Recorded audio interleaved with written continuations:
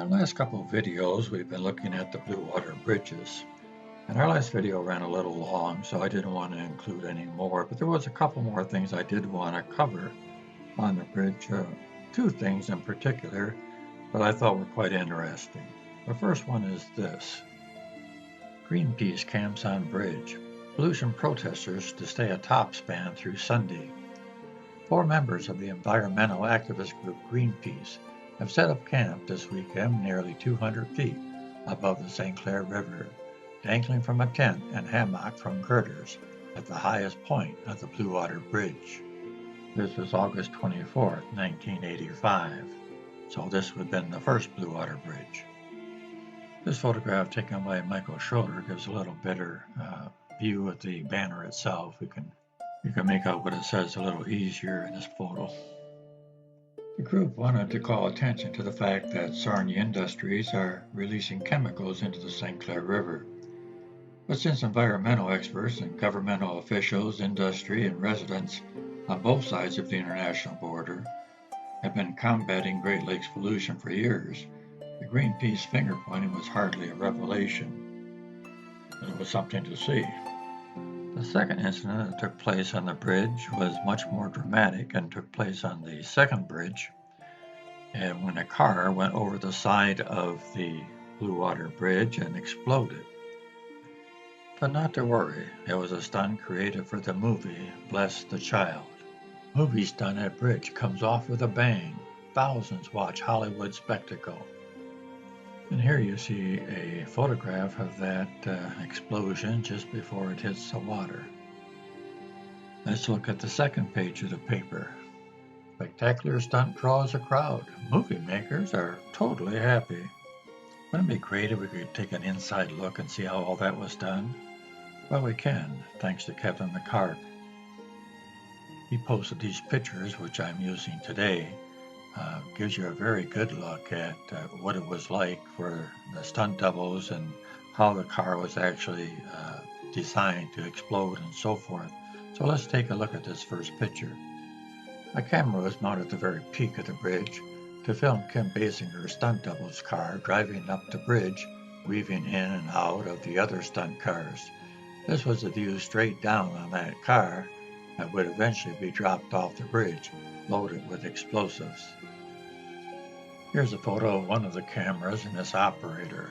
They were located on the north side of the bridge to capture the car that was actually driven through a fake railing that had been installed on the bridge. It also captured the car that was dropped. In this photograph, the cameraman is rigging a camera on the driver's side of the car that Kim Basinger's stunt double would race up the bridge. It was quite a choreographed event. The stunt drivers started by practicing with toy cars, then they started practicing by walking and weaving among themselves as though they were driving a car. By the time they were done, they were doing it with their eyes closed. Here we see part of the car going over the bridge hanging there, and in this photo here we see the stunt double for Kim Basinger getting out of the car. It looks a little dangerous. As Port Huron natives, I think we've seen the Blue Water bridges almost from every angle. We know what it looks like, but I don't think we ever have seen the Blue Water bridges from this angle, where New York City is in the background. But thanks to technology, that's what it is. I know you're all going to say, oh, I got to go back and watch that movie and see that bridge scene. Well, let me help you out a little bit because I just so happen to have that clip.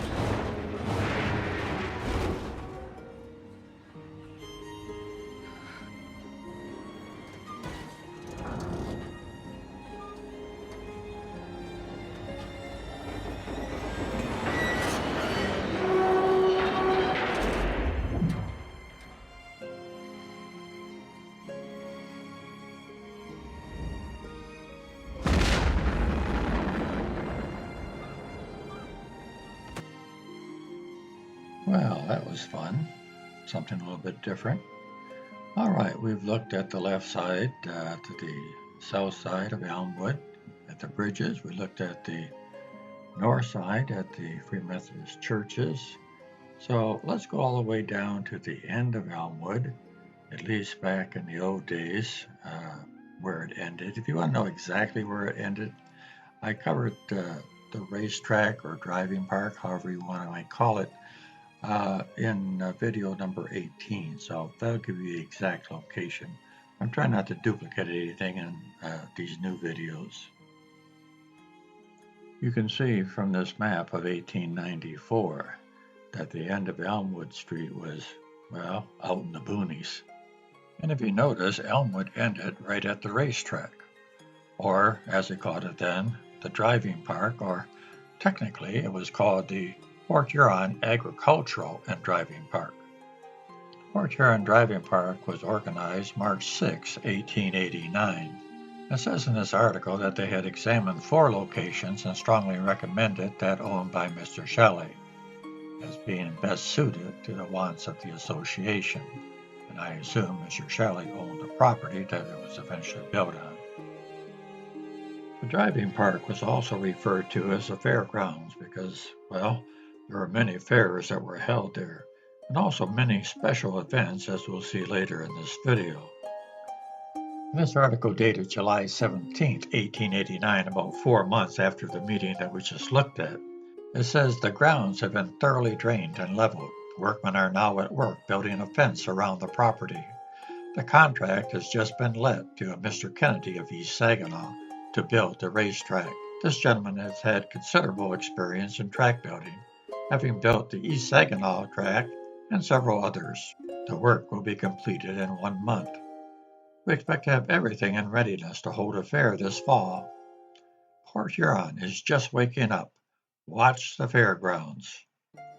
And they were certainly able to hold the fair that fall, October 1st, 1889. This is what it said. The Great Fair, unfavorable weather for the opening day, but a moderate attendance in spite of the rain. Also, the next 3 days was good weather, and so the crowds increased. But this article gives us some important information about the driving park. Let's take a look here. It says the grounds are located just north of the city limits and comprise nearly 40 acres, so it gives us a size. A portion of this space is occupied by the best half-mile track in Michigan. It tells us about the quality of the track, the best half-mile track in Michigan. And the remainder is used for the accommodation of the fair and exposition. 3 exhibits occupy nearly 40 buildings and tents, and there are over 200 stalls for horses and cattle. So it was much more than just a grandstand and a racetrack. It was quite complex. I told you the driving park was out in the boonies, and it was, but it was accessible. I mean, not everyone had a horse and a buggy back then, especially the folks in the city, but they did have streetcars. And if you look at this map right here, it shows you how the streetcars tracks were designed so they would go right to the driving park. You can see here coming off of Pine Grove and going north on Elk Street. We lived on Elk Street. The tracks would go right in front of our house, actually. And it gets to Elmwood, you take a left, and you go right to the driving park. And this is what they would have ridden on. These streetcars, the photograph was taken on Elk Street before they got to Elmwood. And as we zoom in here, I get a little closer look, you can see a homemade sign, looks like, to the races. And then you can also see up on the side of the streetcar, it says City Electric Railway. There's also another way to get to the driving park, and that's by railroad. As we zoom in here, you can see the letters FPMRR, which was for the Flint Pere Marquette Railroad. The Flint Pere Marquette Railroad on race day ran 7 trains a day, leaving their depot and stopping at Butler Street, Thomas Street, and then the depot at the fairgrounds. And to make things easier and cleaner for their passengers, the driving park put in a sidewalk from the main gate all the way over to the depot where the passengers were let off at. There was a third way that you could also access the driving park, and that was by water, coming up the Black River. The steam yacht Mayflower made a trip every 40 minutes from the dock and the river of J.A. Dart's Tin Shop on River Street, landing within a short distance of the grounds. The barge transfer and tow barge make a trip similar to the above every 40 minutes, leaving Bounty and Johnston's dock at Military Street Bridge. Bounty and Johnston was the first building on the west side of the street closest to the Military Street Bridge. And if you look at that gap at the end of the building there, that's where the Black River was, and that's where they would have caught the barge right down below there. The steam yacht Roberta leaves Military Street Bridge, making trips similar to the other boats. The fare for the round trip by any of these boats was 10 cents. In addition to the three that we mentioned here, there was a large number of omnibuses and other vehicles which deliver passengers at the gate of the grounds. In case you're wondering what an omnibus looks like, this is an omnibus right here. However, it's not from Port Huron, but it does give you an idea of what it looks like. The driving park was built around 1889. About 10 years later, there was another way to get to the driving park, and that was by the Elmwood Street Bridge, which went from the driving park to Westwater on the other side. You're looking at the approach to the bridge on the driving park side, and you can see as we zoom in here, it's kind of a unique bridge. It was a swing bridge, actually, although not like the swing bridges we saw downtown. I've been trying to find out exactly when this bridge was built, and I believe it was built about 1898, because I found this article in the newspaper at that time.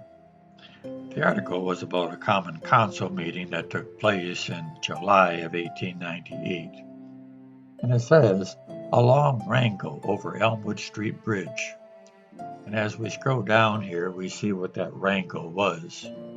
Councilman O'Keefe authorizing the payment of $2,840 to the Toledo Bridge Company as part due for building Elmwood Street Bridge. A long debate followed the introduction of this resolution. Alderman Twist wanted to notify the bridge company to come and get the bridge instead of writing insulting letters to the Common Council. The resolution was finally withdrawn, and the city attorney was instructed to present a legal opinion regarding liability of city officials. I'm not sure what the big to-do was here, but there was a problem. The bridge was a definite advantage for the township. It was a much faster way to get the north end of town, and especially to the driving park. But the Elmwood Street Bridge had a major problem, and that was ice. Ice is a good thing. If you're an iceman trying to get ice out of the river to put in ice boxes in Port Huron, and that's what's shown in this photograph here, and that's the Elmwood Street Bridge you see in the background. But ice isn't such a good thing in the springtime when you've got 10 feet of ice congregating around the bridge, and you have to use dynamite to once again free the Black River. Not once, but 11 times I had to dynamite the river. But once that river was freed from the ice, you had another major problem: flooding. This article was written in 1904, but it happened every spring. It says this: Black River on rampage, water 3 feet above ordinary level, current swift as ever known, ice gone out. It goes on to say, on Friday afternoon, Harbor Master Mark, Superintendent of Public Works, O'Keefe, and Thomas Fowler went up to the Elmwood Street Bridge. They found the ice piled up 10 feet high and the channel completely blocked. The entire flats were flooded, and the water was running over the lowlands on the east side of the bridge. The ice jam was dynamited 11 times before the blockade broke. It took nearly 2 hours for the ice to run out of the river. It goes on to say the running ice has done much damage to the piers at 7th and Military Street bridges. In some instances, heavy timbers have been broken and piles have been carried away. The flooded district on Lapeer Avenue shows improvement today, and the water lowered about 4 inches during Friday night. Many cellars are still flooded, and it will be several days before the trouble is over. As reported, the 7 head of cattle belonging to James Morash of Wadhams was drowned Friday night.